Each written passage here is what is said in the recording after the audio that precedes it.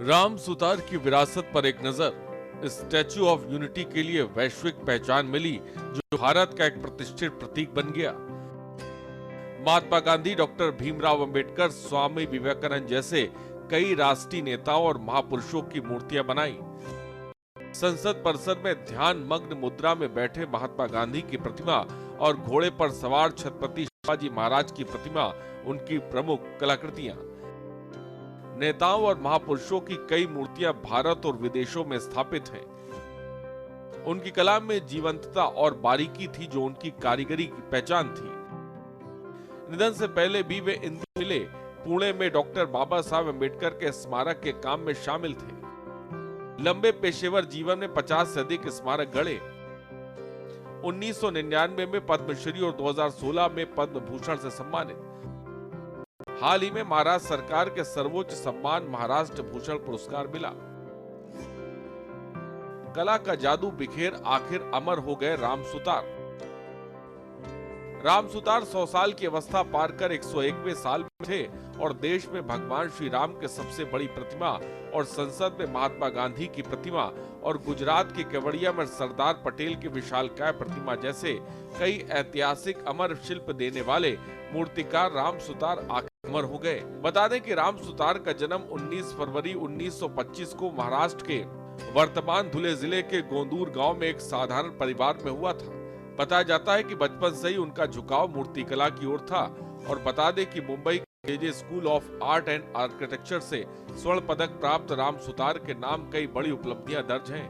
संसद परिसर में ध्यान मग्न मुद्रा में बैठे महात्मा गांधी की प्रतिमा और घोड़े पर सवार छत्रपति शिवाजी महाराज की प्रतिमा उनकी प्रमुख कृतियां शामिल हैं। और बता दें कि गुजरात में स्थित स्टैच्यू ऑफ यूनिटी देश के पहले उप प्रधानमंत्री और गृह मंत्री सरदार वल्लभ भाई पटेल को समर्पित है, जिसे राम सुतार ने डिजाइन किया था। राम सुतार को वर्ष 1999 में पद्मश्री और 2016 में पद्म भूषण से सम्मानित किया गया था।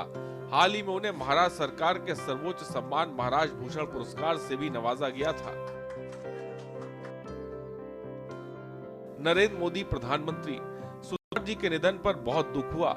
एक शानदार मूर्तिकार थे, जिनका महाभारत ने भारत को केवड़िया में स्टैच्यू ऑफ यूनिटी से सबसे मशहूर जगह दी। उनके कामों को हमेशा भारत के इतिहास, संस्कृति और भावना की दमदार अभिव्यक्ति के तौर पर सराहा जाएगा। उन्होंने आने वाली पीढ़ियों के लिए देश के गौरव को अमर कर दिया।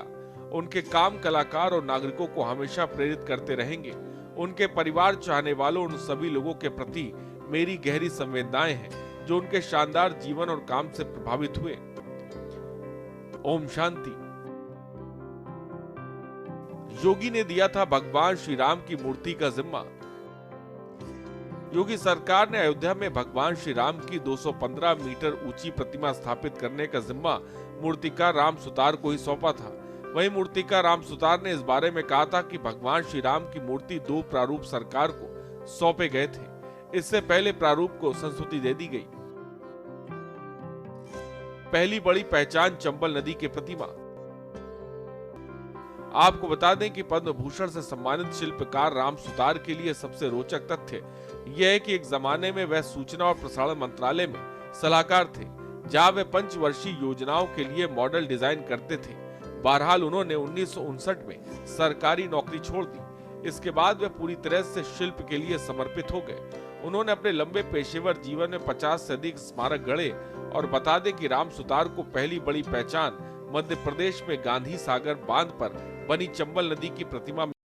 यह 45 फीट ऊंची प्रतिमा एक ही चट्टान से तराशी गई है। मध्य भारत के बिहड़ इलाकों से बहने वाली चंबल नदी को इसमें माता चंबल के रूप में दर्शाया गया, जिनके 2 बच्चे मध्य प्रदेश और राजस्थान हैं। जहां तत्कालीन प्रधानमंत्री जवाहरलाल नेहरू ने ये चंबल प्रतिमा देखी थी, तो उन्होंने राम सुतार को एक और बड़े प्रोजेक्ट से जोड़ने का मन बना लिया। नेहरू के विकास के विजन में बांधों की अहम भूमिका थी।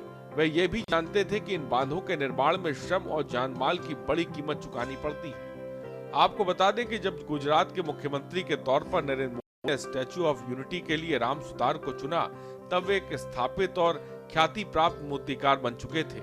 इस स्टैच्यू ऑफ यूनिटी की कुल ऊंचाई 240 मीटर है। 58 मीटर का आधार भी शामिल है। इस तरह यह अमेरिका के स्टैच्यू ऑफ लिबर्टी से लगभग 2 गुनी ऊंची है। Special desk, news India.